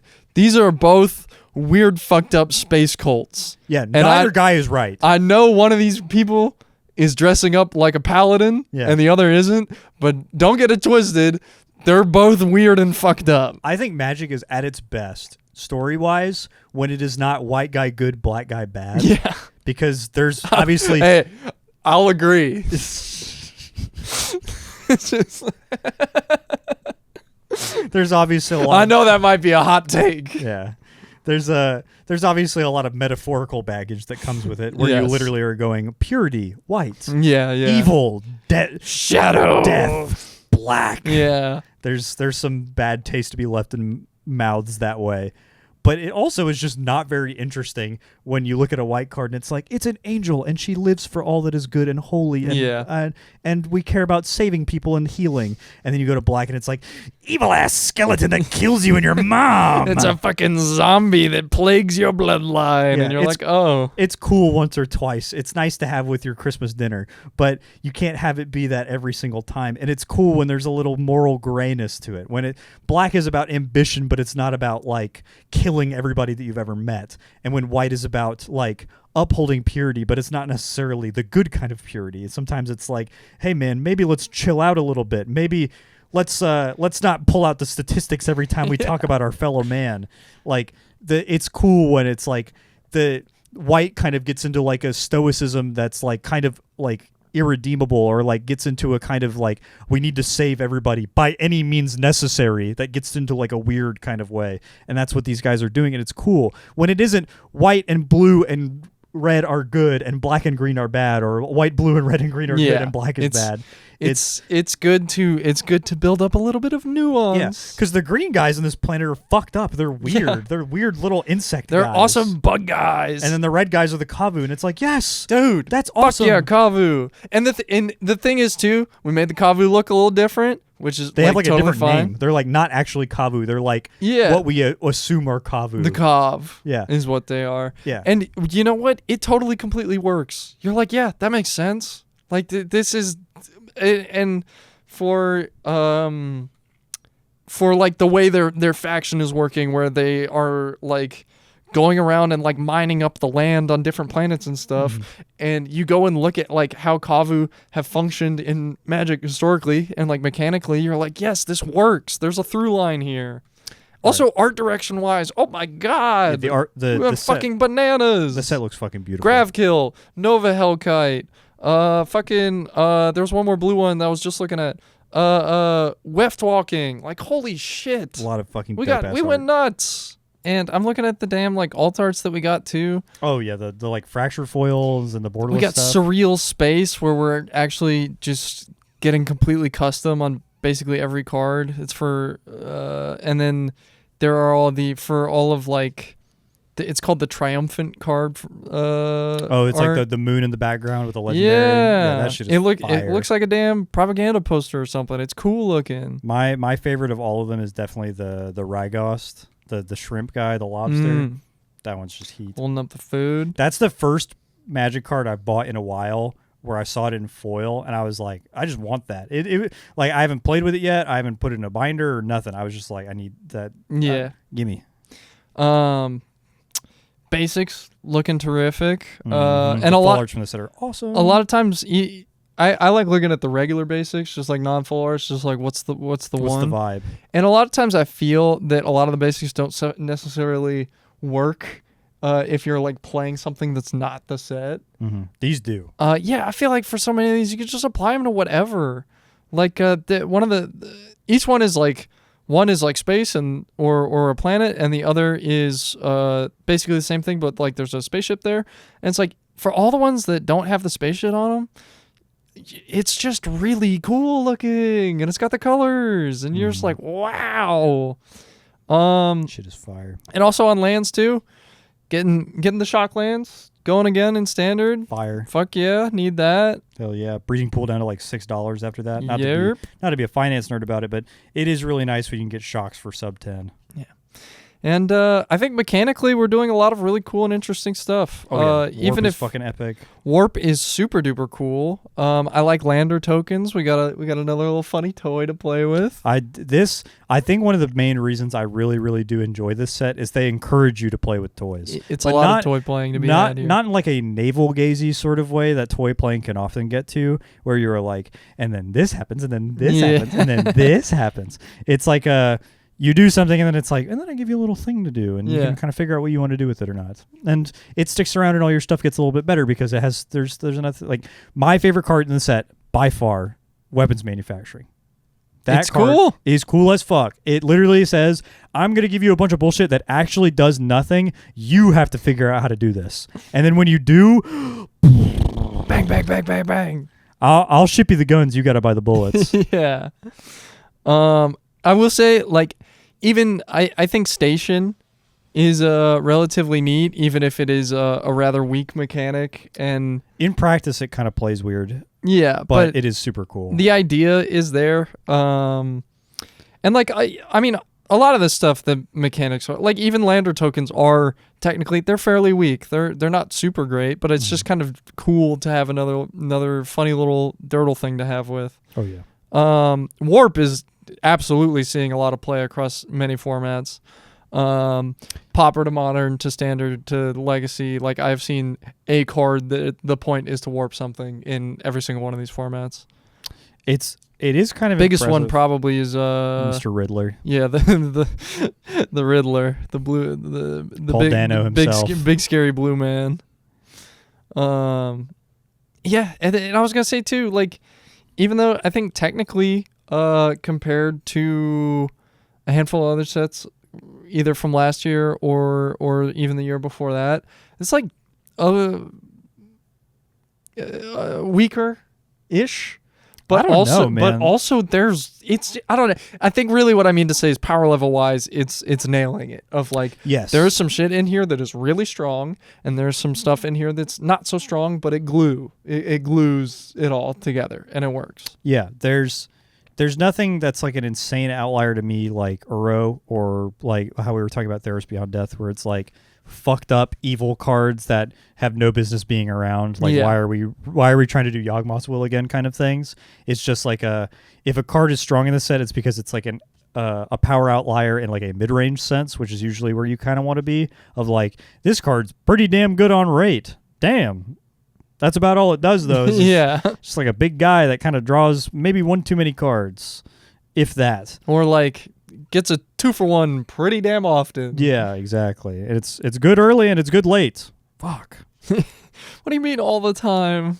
No, because that was I brought up Iroh earlier, but like that was the problem with Iroh, is that it was just like good all the time. Like you would draw it later in the game and be like, oh, cool, Iroh, I can redraw into something, or you would like have it in your graveyard and just escape it, and it would always draw you into cards that you actually gave a shit about, or it would kill them. It did everything. Yeah. And Quantum Riddler does a similar thing, but I think it doesn't do everything, and that's what kind of makes it more interesting. Is it's like, it is a card advantage engine, but it doesn't like stabilize you and win the game instantly and ramp you and all that other stuff. So if that's the strongest card in the set, that's probably a good place to be. And there's a lot of good cards in the set. Like, I think in terms of just like per card capita, like strength to the rest of it, like you have like Ice Till Explorer, Ouroboros.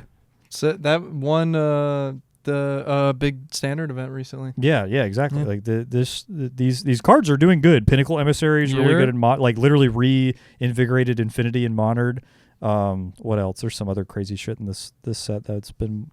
People were playing a little bit of Extinguisher Battleship when the set first came out. That card's really cool. There's just like a lot of like random little like cool stuff. And also, I know that this isn't super important to you, but it is to me. And it's also important to a lot of other people. But like, great Commander set. A lot of crazy good cards for Commander. Cool stuff to work with, for Cool sure. legends, cool engine pieces. Awesome cube set. Fucking crazy ass cube set. I pulled a cube card from it. I pulled a Biotech Specialist, the green-red guy. It's got a Honor's really cool. green cares for the stupid cube I have. It's called Wrong Cube. Green cares about artifacts. Red cares about sacrificing. That guy does both of it. Cool.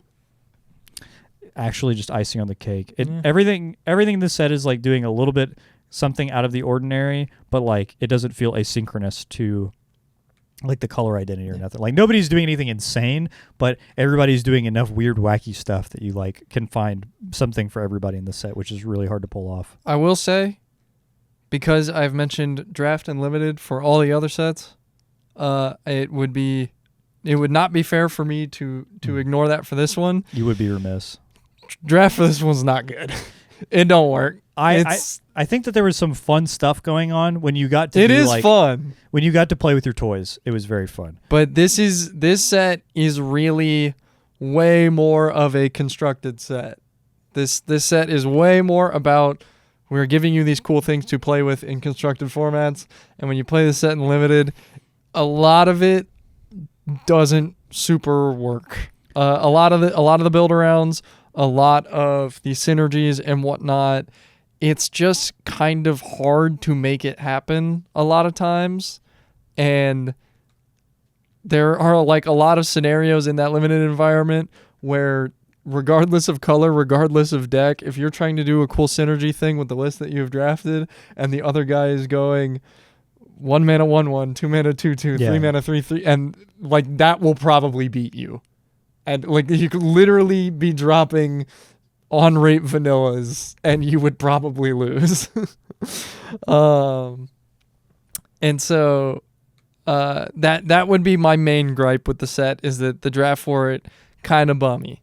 It wasn't that bad, and you still have fun, but it Better than most, but it also, I feel like looking at the set as a whole, it didn't super seem like the focus.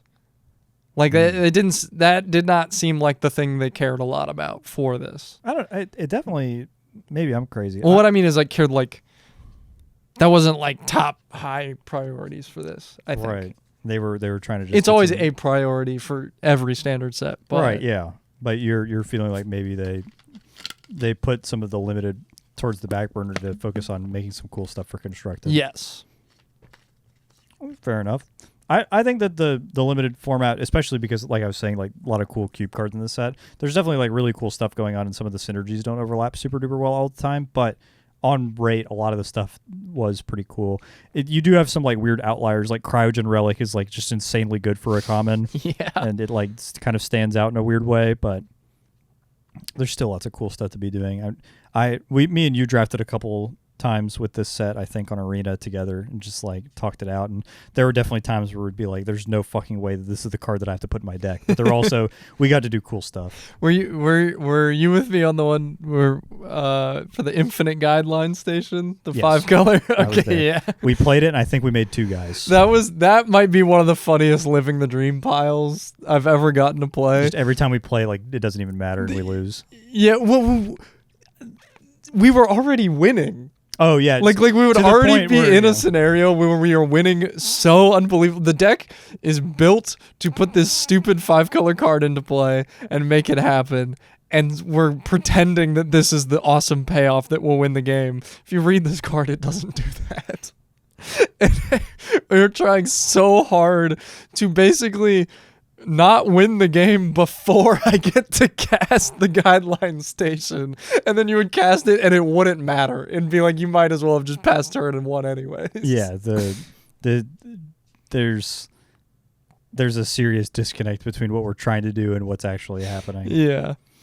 But it was fun. It was cool. It was also hilarious, just like drafting the deck and being like, maybe, like getting the Infinite Guideline Station, like it wheels twice. You're like, okay. Well, there was I forget what the card is, but there is some way in here to just like auto make 5 mana, like to make Wooburg. Like an artifact or something. Yeah, like that. there was something that was doing it. Yeah, we were getting. 'Cause it was a bit of a combo. Yeah, we were doing something in a way that made it so that we could very easily cast it, but I don't remember what it was. But yeah, I don't know. The fact that we were thinking about it and we have a story to tell about this set is like loads Good better sign. than any other set that we've talked about so far. So I think this set pretty comfortably goes in all-timer. I agree for sure. It just art direction, we killed it. A lot of cool mechanics, power level wise, we're good, like good across the board. Basically, my only negative for the set was that like the draft environment for it's not great. It's like And I kind of liked it. So. it's like interesting and fun, but like I feel like it has across all of these, it's a lot weaker. But like literally everything else, cooking. I think it's a phenomenal set. It is the type of set that really makes me wish we still had blocks. Yeah, it I would would be love really 2 more cool of to go these. back. Oh my gosh, it'd be cool to go back. We're going to have to wait another 4 years before we ever go back. Yeah, We got to go back to Strixhaven first. that's true.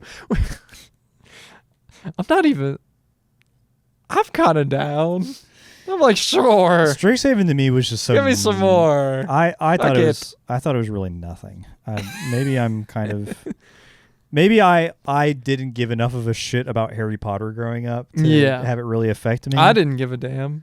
I didn't. I just did not give a fuck about Strixhaven. I The watched Mystical the Archive movies. is really cool. That's That's about all I care about from that set. There's like some cool cards. I have strong feelings about cards from that set. I think Magma Opus is cool, but like when it came out, the only thing that I cared about even a little bit was the commons, and I think the only one that made it was First Day of Class, and people coping for a very on, bad reason. and people were really, really coping on Learn. So I remember during preview season, I was also really into Pauper for Strixhaven, and they'd spoiled Bayou Groff. Oh, that guy was heat. I played a fuck ton of Bayou Grove. Dude, you play your Young Wolf on turn 1, Yes! swing with it, sack it to Bayou Groff, 2/2 and a 4/3, Oh my god. and then they kill both of them.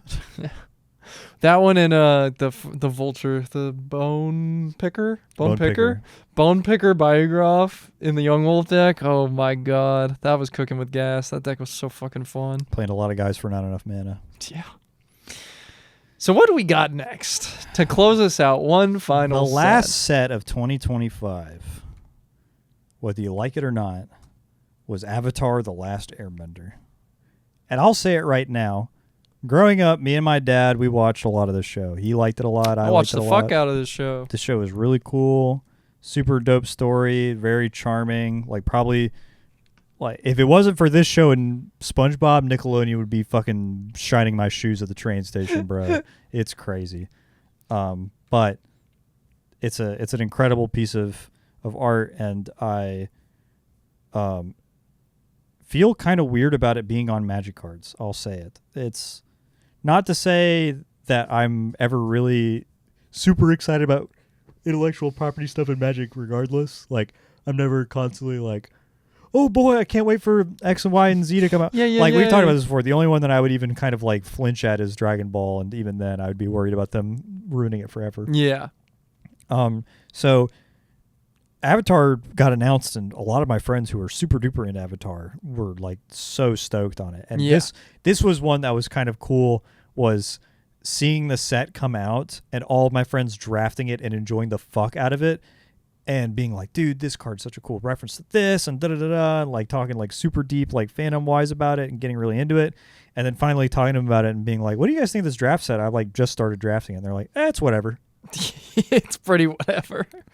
It's fine. It's a lot of white allies. Yeah. A lot of white allies in this set. Yeah, much like your average Magic the Gathering tournament, this set is full of white allies.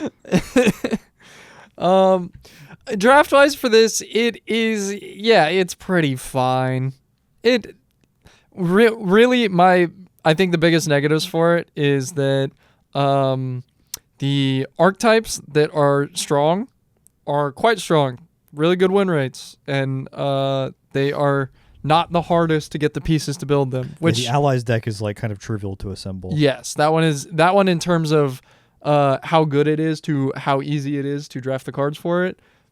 Probably we could have tweaked that ratio a little bit, but really I think what kind of fucks it up is there are a handful of just insane bomb rares or mythics. Oh, evil rares in this set. Rise of Sozin is like that is the unacceptable. Number one, where it is like regardless of the deck that you and your opponent are playing, if you cast this, you have a 95% chance to win. And it's like, okay, maybe that's not great. I don't know why we start from here. Because that's the thing. We were talking about this with Edge, where you're like, I'm not sure how much they thought about the limited environment when they were designing it, and they were designing more for constructed. I think Rise of Sozin is low-key unplayable in any constructed format ever, and all it does is make a game of limited end instantly. Trivial. Yeah. It's just actually like done. Game's over. Yeah, wipe the board, and I'm going to steal every meaningful threat out of your deck, and then it turns into a guy that will kill you, and then it plays really well with airbending. What if I Let's do it again. Yeah, what if I just, if for whatever reason I haven't won yet, or maybe I'm just torturing you and playing with my food, let me just try again. This was also, and you're going to think I'm kind of stupid for this, this was the first set that came out this year, and it came out at the end of the year. Yeah. Where it finally clicked for me that I didn't really have to kind of engage with the theming of a card. I could just look at the words. Like I did start getting excited more about Magic again for the intellectual property stuff, because I stopped being like, oh, this is fucking picture of SpongeBob on it. It's like when I start just trying to like treat them like game pieces again, it did start to be more fun to like engage with the new game pieces and be like, well, I mean, this is what's coming out for Magic. Let's see what they're doing. Let's see if there's anything cool going on. And I don't know why this set was the first one that it happened for, because I think this one is like, it doesn't stand out the worst of this year. I think Spider-Man stands out the worst of this year. Of like, you look at the cards and you're like, what the fuck? Yeah, I think it stands out worst of the past 100 years even. Yeah. But like, this one I does do get stand what out. you mean. It does stand out. You look at a card and you're like, that's Zuko. Yeah. And that like, it kind of shakes me a little bit. Prince Zuko. That's Uncle Iroh from Smite. And you're looking at me cross, you're looking at me sideways, and I get it. Do I have to pull up a sample of this to put in the video? Absolutely, because the guy doing Uncle Iroh in Smite, so like obviously they didn't get the voice actors for all these like Smite skins or whatever, couldn't do that. But everybody's doing a pretty good impression. Mm-hmm. The guy on Uncle Iroh is just shitting the bed. And he's no joke.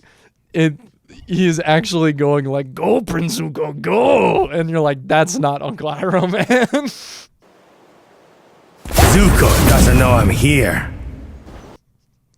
Which is great, because like the original voice actor for Uncle Iroh like died during production. Yes. Like, he passed away. And they got Legendary voice actor, too. Yeah, they got another guy to finish the show or whatever. Yeah. But it's so funny that they're like, we can't get that guy. No, they can't.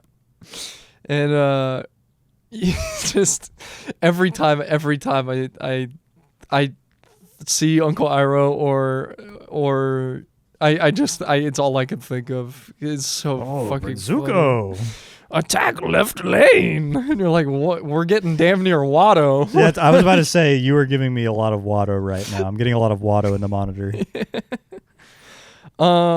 Dude, I just looked this up right now. Yeah. How many legendary creatures are in Avatar the Last... Or, sorry, how many legendary cards are in Avatar the Last Airbender?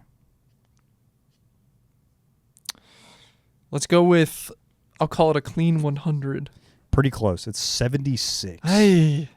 Too many. But that's counting shrines. That's way too many.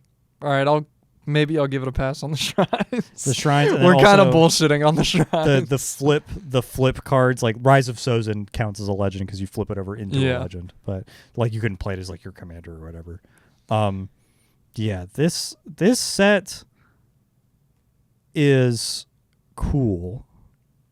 I think mechanically, I think what we are doing with the bending stuff, I think that fire bending is cool and works. It reminds me a lot of like Neheb style Minotaur stuff. Yeah. Reminds me a lot of that. Incentivizes you to swing, which I think is cool. I definitely was good. drafting the set and had like some decent firebending guys, and would kind of be like, well, I'm leaving a lot on the table because I'm playing like a little pussy. Like, yeah, you know what I mean? gotta go in. I think airbending is probably the most interesting of the bending mechanics. Really? I like waterbending the most, but Waterbending to me is Convoke but more complicated. I think it's cool because it's Convoke for abilities and you get to tap more stuff. Mm-hmm. But I will show my hand a little bit here. I think waterbending is cool because it plays well with toys. Yeah, I was like, I know why you like it. Yeah, toys are cool. Just the idea of like, finally something to do with my toys. oh my god, I can tap Icar Wellspring to help pay for something. Yeah. I turned it into a Mind Stone. But yeah, that kind of stuff just always interests me, where it's like it recontextualizes game pieces that are already in play. Like you play it and then like all of your stuff becomes like different. Yeah. Whereas like firebending is like these guys pretty much say what they do on the tin, and you swing with them and they do something. And then you have stuff in play maybe that you could just play like Dawnwake Invoker type guys, like fucking pay 8, do a thing. Yeah. You could play more of those kinds of cards. But I will say that I think the game is more interesting when it's like you are already playing a bunch of cards and then they become new kinds of cards when you add a new card to it. But I don't know. It's all dependent. There's lots of firebending stuff that's really cool. Airbending is dope because it's like flicker, but they also have to pay for it, or you have to pay for it. Like it's modal both ways. And then I think earthbending, I've got some shit to say about earthbending. I think it's a little weird that I know why they made it come back. Because people hate when their lands get blown up. However, take the fucking training wheels off. Let people suffer, all right? if you're going to animate a damn land and you're going to make it beat the shit out of somebody and it's a creature right now, guess what, man? You get stone rained for that. Murder is stone rained. But so here's my thing. Why are we playing with the gutters on at the bowling alley? Because With the fucking bumpers, bro. Cut it out. because if we didn't put the bumpers on, Somebody might lose a wand and get their fifis hurt because then they can't cast a spell. well, no. Your land was killing me. Yeah. Fuck you. It is, but on top of that, it makes you more reluctant to play the cards, and you should not have cards in your file that are like, well, I don't want to play this. It's going to blow up my land, and then I can't play the game anymore. You want to know how you make them want to play it? You make it strong. It is strong. It's already strong. So if it's already strong, then why do we need the bumpers? Well, 'cause why do we people- need the training? People aren't wheels? going to read that at face value, is what I'm trying to say. Like you can make a spell that's like Earthbend 4, and then somebody's going to look at that and be like, they're going to kill my land. I'm not going to play this. And then you have like cards in your file that just don't get played. I will say that the day that I stopped playing Magic: The Gathering Arena as a game where you click on the card that's outlined in blue and see what happens, and started actually winning was when Alex said, "Wait, don't play anything until you have to." And that completely changed the way that I approached the game entirely.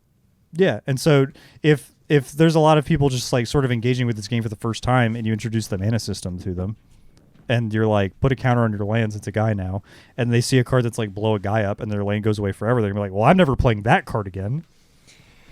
I think, well, I do think what you were saying is valid. I also do not think that we need to be so scared of this happening. I Yeah. think it's okay to do. I think it's okay to do that. I think it's totally reasonable.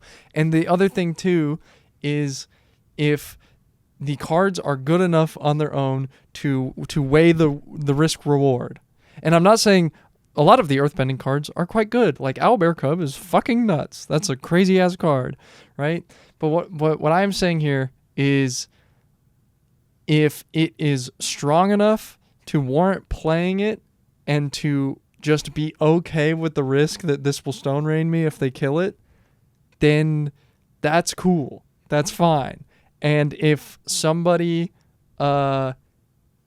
decides not to measure the weight and the risk of it and just goes, oh, I hate it when my lands get blown up, and they just don't play the mechanic, and it's like, I don't think there's anything wrong with that, because to me, if the card was strong enough but that type of experience puts the person off of it rather than analyzing it from a playing the game perspective of like, you know, I'm trying to do something powerful, losing, to me, that person becomes the lowest common denominator, and it's okay to lose them off of it. I don't know. I just feel like there's so many people who play the game who are bad at it, and it's fine to just like, It's okay to be bad at it. yeah, but like you have to also like design with them in mind, because there are a lot of the people who are opening the booster packs. Like, not, I would say, no offense to you, Miller, I'd say we're like pretty average. Oh yeah, I'm like barely good at this game. And that might even be too greedy for me to say. I used to be pretty okay at this Yeah, game. I think I'm one of the most mid Magic the Gathering Yeah. players to ever do it. It's the old saying, like, Pretty much the only format I've ever been good at is Pauper, and I will say basically anytime I have ever won anything for it, it has been entirely off the back of me constructing a deck rather than playing it, if that makes sense. yeah, reading Anything around. I have ever won has been due to the work I did where I was sleeving up cards rather than when I actually had to tap stuff and cast things. Yeah, no, I get that. Yeah, that it can feel like that sometimes, where it's like I just made the right call at the right time. But yeah, I don't know. Mark Rosewater said something one time in like an interview or an article where he was like, the most popular Magic format is cards I own, and it's like you and your buddy play Magic. Yeah. And you sit down once every month and you go, I have a Magic deck and you have a Magic deck. Would you like to play Magic? Let's go play Magic. And it's, I bring every red card I own and not enough mountains. Yeah. And you bring every blue card you own and one mythic rare that I've never beaten in a million years. and we both sit there and fucking. Have And the you will best tell time stories about this mythic for as long as you live. because you just remember Yeah. Oh my god, dude, fucking this fucking card. Sphinx of Dwar Isle, bro. How do I Yeah. beat this shit? But yeah, like that's why they make the lands come back. Is because that guy plays Magic once a week, and if you fucking shock his land and it goes away forever, his card doesn't fucking do anything anymore. And you, We almost made it through without just like fucking something up so bad. I didn't spill anything, but I dropped the cap. we can't get through an episode without a soda mishap. They're dangerous. But I don't know. I think at the end of the day, the amount of stuff that goes wrong because Earthbending brings the land back is pretty minimal. I would like to see what the upper limit of it is, because I remember people are like, "Oh, you can Earthbend on a shrimp mine and then it comes back." Yeah. That kind of thing. But I think the flip side of it being the green mechanic in this set is you don't play it is a worse outcome. Yeah, I think I will say I will concede that it's not there's not particularly any upside to what I was describing, other than I just hate it when we baby people, man. I don't like it, man. No more. You feel like actions have consequences, but at all times I think I am yearning for a time in Magic in which I did not get to play where it was far more brutal. Oh, where people were actually stone raiding each other. Yeah, and just, you know, I think I never got to experience just actual like torture mirrors. It does not matter which deck you are on. Everyone is playing the torture mirror, and the whole format is the torture dimension. And welcome to the game. It's Magic the Torturing. Yeah. And every time I think about it and I look at the cards, I look at old decks and how things used to be, and I'm like, oh my god, I wish I was getting tortured right now. Which is crazy because I think a lot of design philosophy since then has been like, we should stop inventing the torment nexus. Yeah, they really don't do it like that anymore. I think this is a game and a toy, and maybe we shouldn't be being evil about it. Which is really funny because you will see the decks that people come up with, and you're like, that is so fucked up. And in a way, you're like, I think other people yearn for the torture dimension. They're trying with what they're giving us. It's just everything's made of Play-Doh and Nerf darts. I'm trying to recreate the Hellraiser puzzle out of Play-Doh, and it's just not working. I think that's. I'd like to figure out where we're putting this guy on that damn list. Yeah, I was gonna say, you know what? I understand why we don't do that anymore. Yeah, no, because at the end makes plenty of sense. At the end of the day, it's like you still want people to play the game. Yeah. Real quick, I will say, good things for this set. Got some cool ass mechanics in here. Mm-hmm. Are all cool. We have, very notable cards that are seeing a lot of play in Standard and I believe also Modern. Mm-hmm. Cool like the Blue Lessons decks are quite good with like Accumulate Wisdom, Boomerang Basics, and then Grand. Grand surprised me. I was not expecting that card to be so good. Right. And then I will throw up a big negative for this set in the art. I think in a very disparate. It's very disparate. I think that we did a pretty good job on a bunch of them and a really bad job on more of them. And I think the biggest example of doing a horrendously terrible job to like an outlier degree is just like the show screenshot. The bonus sheet, is bad. Yeah, that is like horrific. That one just, it's crazy to me that somebody like in a boardroom or whatever was like, so here's like the, you know, we haven't sent these to print, but like this is what it'll look like. And they were like, yep. Because it's, I mean, one, it just looks lazy and low effort. And two, they're butt ugly. It's bad. Which is crazy because Avatar is not ugly. No, Avatar, notably, great animation and art for the show, like across the board. Mm-hmm. For a Western Nickelodeon cartoon? Right? Yeah, pretty good. But yeah, these screenshots are not doing it justice. Maybe we should have pulled up the remaster or something. I don't think we needed to just take a picture of the TV. Yeah. But yeah, I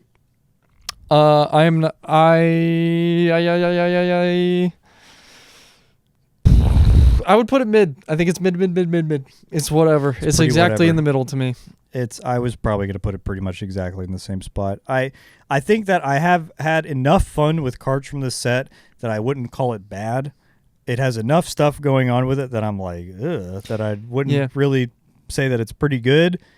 The draft format, like my friend said, pretty whatever. Like, take it or leave it. I've drafted it a couple times. I thought it was mostly fun. It's pretty all right until some sort of bomb happens, and then you're like, what the fuck? But in all the games where that doesn't happen, it's pretty all right. Yeah.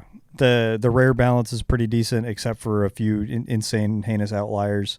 And then the gameplay is pretty moment to moment, but interesting. I think the removal plays well. Like airbending is kind of interesting. Yeah. Boards are built well, and there's cool stuff to do. I played against the red-white Iroh that like gives you stuff. Yeah. I played against one of those. I'm like, this guy's fucking throwing. And then he just started giving me like clues and like shit like that. And I was like, oh, I'm dead. Yeah. This is whatever he's doing is way better than whatever I'm doing.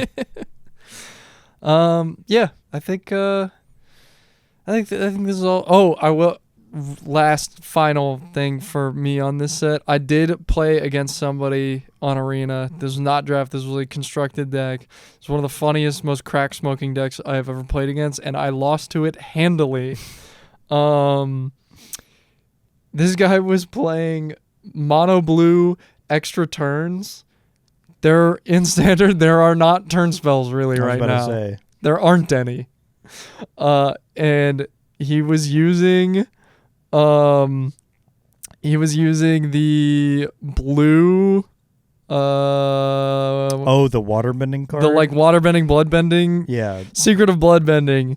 Additional cast to cost a spell, you may waterbend 10. You control target opponent during their next combat phase. If you paid the additional cost, you control their next turn. Exile this, and it's 4 blue.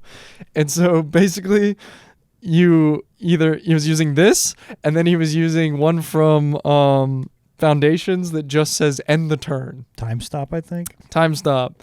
So it's 4 secret, 4 of those. Every counterspell and anything one could conceive of as a fog or removal spell in blue, and a shit ton of card draw, and literally was just sitting there every turn, Secret of Bloodbending, whether we waterbend it or not. Just use it as a fog and then cast instants and shit out of your hand during combat. And then just started, just like time stopping. And the wing con was just activating the funny mill rock from Aether Drift. And I lost to it bad. You died to River Churn Monument? Oh my god. This guy actually fucking smoked your ass. I was just like, and the whole time he's emoting. Yeah. Nice deck. I can do this all day. Yeah. I'm like, Good game. yeah. Well And met. the whole time I'm looking at it like, what else do you have in here? There's 60 cards. What else could I was be in like, that I deck? know I lost. I'm good, but I'm like, I'm curious. What do we play? There's a part of me that this is a horrible idea. Yeah. Some part of me wishes that Arena had a chat. Because Yeah. Moto has a chat, and sometimes you can engage in good faith discussions. It's true. And be like, damn, bro, what's your list you're running? That's dope as fuck. Like, what are you up to? And then there's other times, obviously, where a guy goes like, you are the luckiest sack of shit on the planet. I think slur, I'm going slur. Yeah, Your I'm whole going to- family. I'm going to type your address into Google Maps, and I'll be there in 10 minutes. Yeah. Well, the other reason the Arena doesn't have a chat, and this is my gripe with the game, is there's no reason to have friends on that game. There's no reason for there to be a friend system or adding system or part like. It's true. Even I like a friend from high school that I haven't talked to in years. I saw they were playing Arena on their story, and when I replied and we chatted about it, it's like, "What? Add me on Arena? Like, what the fuck are you talking about?" Like, we can direct I play this on challenge my each other? phone. Yeah. Yeah. You're on my toilet app, bro. Get off. I will say too, it definitely misses big time on the pure dopamine rush that you would get from Hearthstone. Even though it's basically the exact same system, but this culture doesn't really exist on Arena, where you would beat the brakes off of somebody, and then like you're out of the match and you're back at the menu and you see the notification pop up. Yep. This guy added you, it's friend, and you would go, oh, accept, and the firestorm of chat messages, and you're like, yes, give it to me, bro. It's the same thing as the League of Legends thing where you play like solo queue, and then the guy just adds you, and you're like, oh, I wonder what he has to say, and he's like, listen, man, Nothing good. I'm drawing a picture of you in my mind, and I'm crushing it up into little tiny pieces. Consider your mom kidnapped as of tomorrow. Yeah, there's something kind of beautiful about like a game that does not have a chat system, but it does have a friend system, and nobody ever uses it except when they are really fucking mad. Where they are gonna friend you, light your ass up, and then delete and just be gone. Yeah, I'm here just to flame you. All right, so wrapping it up, 2025 sets. We'll go top to bottom. All timers. We got Charkier, Dragonstorm, and Boom. Edge of Eternities. Boom. All Edge of Eternity timers. is better though. Yeah, I'd probably say that. Yeah. Pretty good. We got Innistrad Remastered and Final Fantasy. These were sets that we thought were really cool in concept or drafted a little bit of and enjoyed, but they weren't. We don't think they're going to stand the test of time in the grand scheme of things, I think. Obviously, Final Fantasy will go down in history as like one of the best-selling sets of all time, but Yeah. I don't think I'm going to remember the actual mechanics of the set too fondly as time goes on. I definitely agree. Whatever, we just put Avatar. Mid. Yeah, it's just pretty inoffensive for a Universes Beyond set. Nothing that really stands out. Well, it's either damn direction. offensive to me, but I'm the outlier. But if it was just a regular Magic Yeah. set in both directions, you wouldn't feel particularly any type of way. yeah, about it. even if it was purely Magic IP and it wasn't Universes Beyond, I wouldn't bump it up. I'd still be like, shmishma. Yeah. Not a fan. We got Aether Drift. That one's pretty self-explanatory. This set is buns. When my favorite part of the set is I love drinking crude oil. You probably didn't do a great job. I can't stop drinking crude oil. Um, And then finally, the bottom of the pack. You know him well. Lost the plot. Spider-Man. I think this is a pretty agreed upon general consensus sort of thing. I don't think anybody really disagrees. This set, they didn't give it enough time in the oven. It came out unfinished. It's fucking ass. It's booty butt cheeks. It sucks. I wouldn't serve this set up to a dog. Grade F. Just, What's the Dave Meltzer thing? -5 stars. but you know what? I think if they gave it another month, they would have been moving like Brett and Owen in there. Bro, if they just gave us another 20 minutes. Oh my God. Well, It's been a delightful episode. that's going to do it on an especially long one of the Oh, Timewaster yeah. 9000. This one's for the real fans. Yeah, if made you it stuck this it out to far- the end. If you made it this far, you're real. You're a hero. If you'd like to see more of us on this channel, you can go ahead and hit the subscribe button, and you'll be updated whenever we post a new video. If you actually watched all the way to the end and you enjoyed it, you should hit the like button and leave a comment with maybe what you thought about the sets, maybe if you disagree with our tier list organization, if you've got a different setup for your tiers, if you have Let's start some discourse. Start some discourse. Or if you have another tier list you'd like us to do, maybe like best magic trees or like, I don't know why I thought about that. It's been a long day.